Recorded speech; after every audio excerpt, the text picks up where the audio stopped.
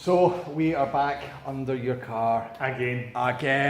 With the sump off. with this. Again. Oh, I think personally, you just like taking the sump off. No. No.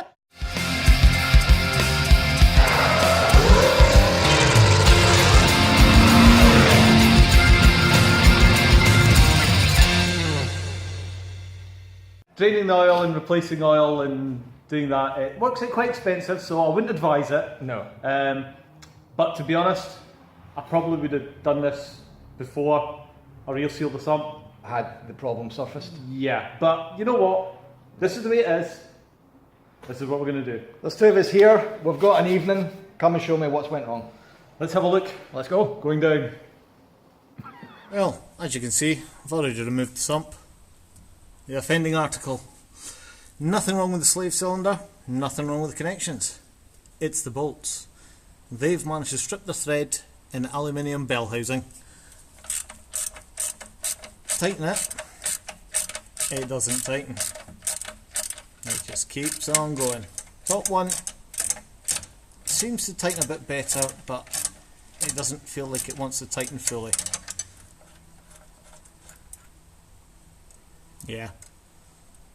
Small bits of aluminium stuck in the threads. Bolt's fine. And there's the top one. Wow, that actually looks even worse. Although it seems to tighten up more. That one seems to have a lot more on the end of the bolt. So we've now got that guy out. There is no doubt with the spinny bolty problem that needs to come out. What's the plan? Drill these out, Okay. as we'll obviously need to go from an 8mm to a 10mm. Yeah. So we'll take these out to 10mm. We're then going to put in a step stud. Ah, okay. That also gives us the benefit that if we need to change the slave cylinder, it's still an 8mm hole that it looks for rather than a 10. Yes, it saves us drilling that. Cool. We could possibly stretch that to a 10, but again, with the thickness in the walls, Yeah. you're weakening it, and the pressure that's going on this every time you change gear, which is going to be countless times, you're risking the chance of cracking that next. Nah, you're bang on the money, mate. That doesn't look like it's got the thickest wing on it for drilling out to a larger size, so yeah, good shout. We need a 10mm hole in the bell housing and an 8mm hole retained on the slave cylinder. There is a way we can do this. It's just going to involve making up a stud. Now, a normal stud, you would just have a big length of threaded bar, realistically, maybe with a slight relief in each side to stop stretching when you tighten up both ends. However, this one might be a bit trickier. There are off-the-shelf options, but none of them seem to have the length that we need to make sure that the slave cylinder has enough bite on a nut, and we've got enough bite into the new thread that we're going to cut in the bell housing. That all sounds pretty technical. It'll make a lot more sense once I start knocking this up in the lathe. Now, we don't want to start by putting a 10mm diameter and trying to thread it. This is one of my smaller M10 bolts that I have lying around. Obviously won't be any use for this, but you'll notice, just to prove my point, I've run an M10 die on it just to make sure the thread's still accurate. I'm going to take a vernier here and slap it over the threads. It is not, in fact, 10mm. It's slightly under. The reason being, the peaks of the thread on this and the other troughs on the other nut, or whatever thread this thing's going into, can't be the same size. If they run in, they will gronch and they will cut because they're touching each other. The flanks of these threads need to be the things that mate, not the tips. That'll just cause it to jam. So what we're not going to do is machine up a 10mm diameter length of bar. It's going to be closer to 9.7 or thereabouts.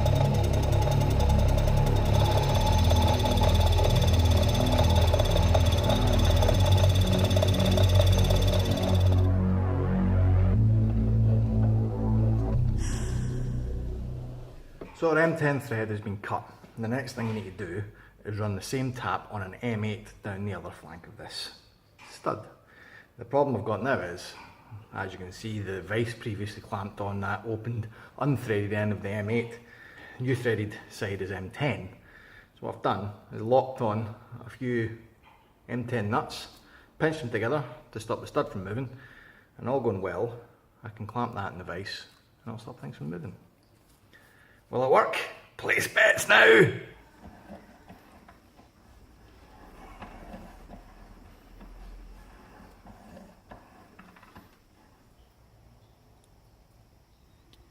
Voila! One completed reducer stud. M10 to M8. We're back. Tommy has made me a step stud. M10, M8. So the idea obviously is into the bell housing, slave cylinder on, nut washer on and off, many times as you want, and it's not risking the softer aluminium thread. We will need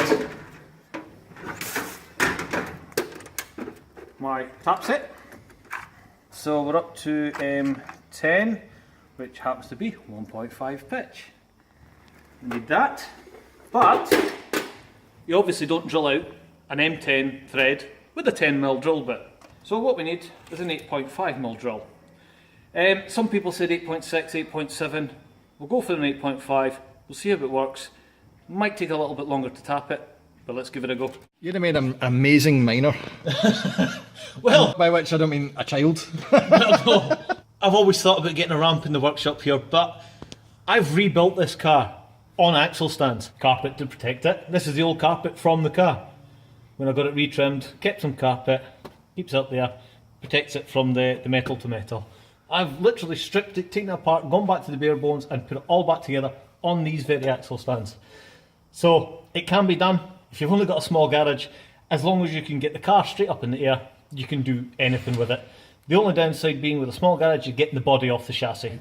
The first thing we're going to want to do, and thankfully this TVR has the coil that allows you to do this, is move this guy very, very carefully out the way.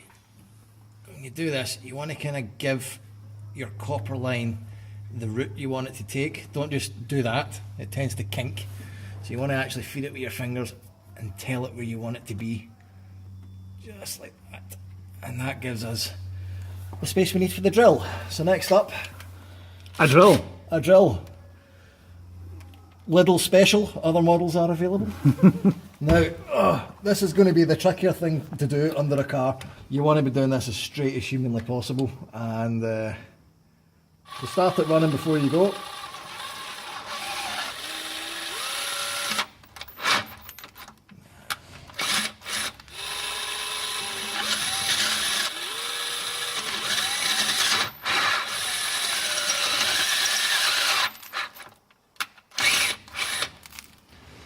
I think we might be about halfway in. I'm going to go have a wee look at the holding out and see.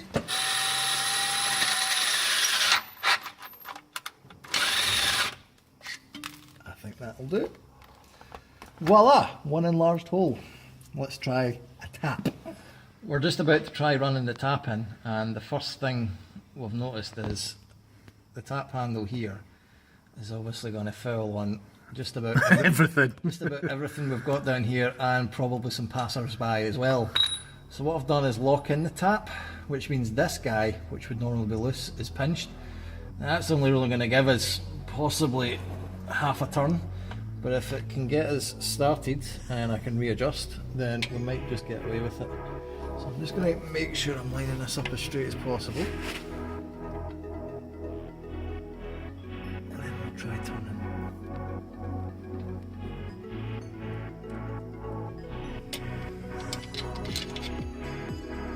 This is probably going to be quite a laborious process. Now that we've started to cut the thread, let's look for maybe something with a ratchet end on this to drive it in further. Let's raid the toolbox. Let's do it.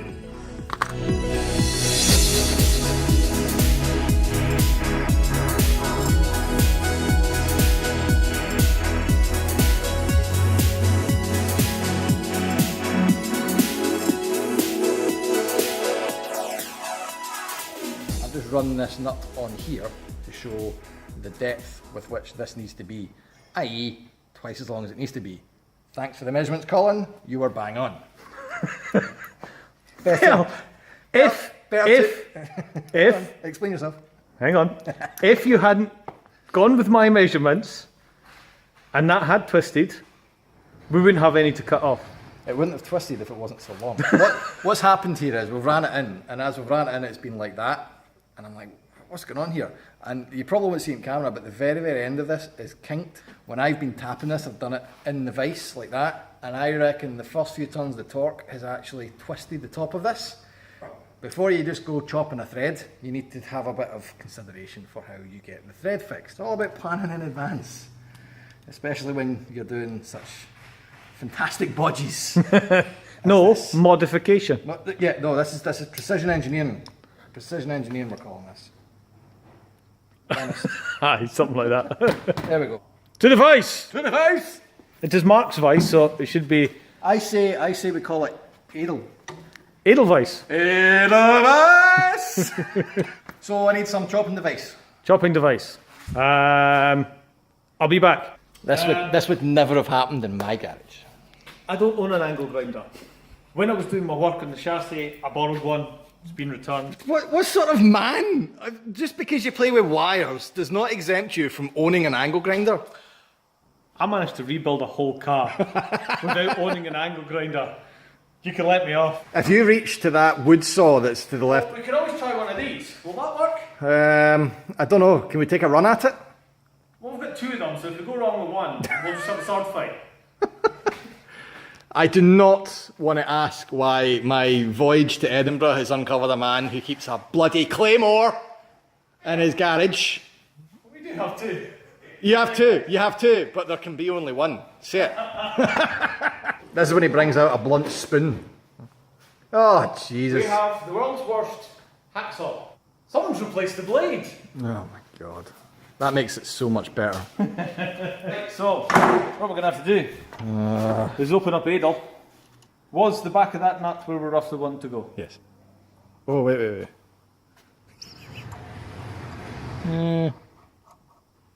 Shall we measure? No, no. What? Where did you just? Yeah, it was there. You sure? It's exactly halfway.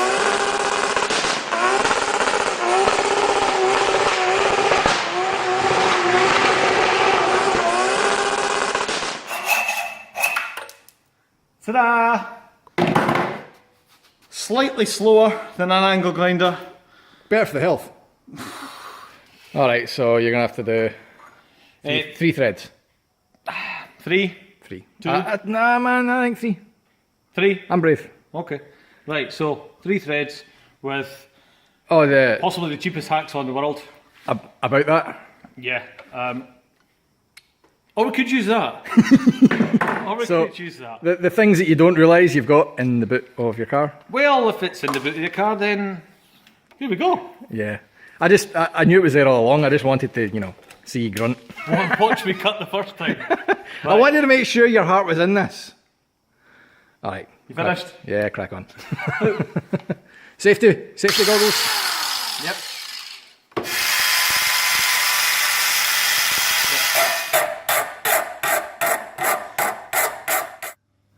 Check out that wrist action. Right. Any more than 3 shakes is personal, mate. Come on. So I don't think there is anything more generic than using high-low grip. High-low grip. Tell the truth, you just printed that out and stuck it over a bottle of Loctite. No, I actually probably find that this is quite old. It does the job. So this, for the benefit of the viewers, is a form of thread lock that we're putting on here. And the idea with this is we are going to nylock onto the M8s that hold the clutch sleeve on, but that really doesn't have any point if the threads going into the bell housing isn't locked. If we had a ramp, it would be easy. Dude, you've just extolled the benefits of using axle stands and a jack. But, as I was about to say, we've done everything so far off axle stands and a jack, so... Why break the habit? Exactly. Not the easiest way to do it, but... If only you had some form of ratchet device on the other end of that span. I know, but... That looks good. That's one. That looks damn good. God, that actually looks semi-professional. Semi-professional. Semi-professional. As opposed to a professional semi. Well, there we go. Make sure there's... When you have a bottle that size, you do not need to go sparingly with your thread lock. No, I don't plan on taking these out again, ever. Yeah. Nothing better than a little skip to the end. It's on. It's looking good. Hey! Modified and fixed at the same time. Can't beat it. So this will certainly make things a lot easier for changing in the future without risking buggering up the Bellhausen. The Bellhausen. Yeah, we'll get there. Use the words. Bellhausen. Let's start her up and run her through some gears. Sounds like a plan. Let's do it. So, we're up, we're running oil pressure again. Smiley face. Smiley faces all round. Smiley face. What we're going to do is establish that we have forward and reverse and can disengage and engage with the clutch. Okay. We've got motion, clutch in. We have off motion and reverse. And off. Okay. We are on to a winner. Let's go play. Gotta love roadworks. Every time I'm in this car, we stop at roadworks. Like, we've not even done 50 foot. This one, the clutch works. So, this is just really a nice place to be now. Inside and out and on the road. You're really going to drive this in every track in the UK? Hell yeah. I'm worried about having an off in a car that's half as nice as this. Well, wait a minute. I said we would drive every track. That doesn't mean it'll have to be thrashed every track. Then what's the point in doing it? Well, track day cover. Okay. Yeah. Track day cover, just in case. It's going to be soul destroying though if we do have that moment. Yeah. Agreed valuation on the car as well, so. But that's the money is one thing. The effort and the months of bloodied fingers and late nights that you're going to toss away if the worst comes to the worst and you know some stick of dynamite in the Renault Clio decides you're a good substitute for Arco.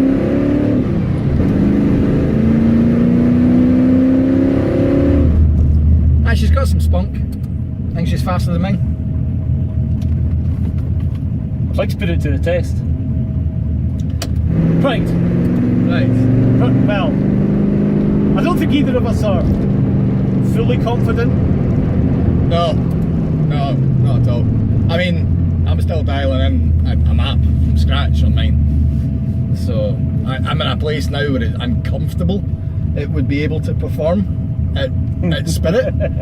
But let's go drag racing. That's a good start. I mean, it's fairly non-committal, but it'll certainly save us going head to head in a track and ending up foxing each other's cars. At least it's just in a straight line. I'm game. Alright. Next time on Tools and Track, we go drag racing.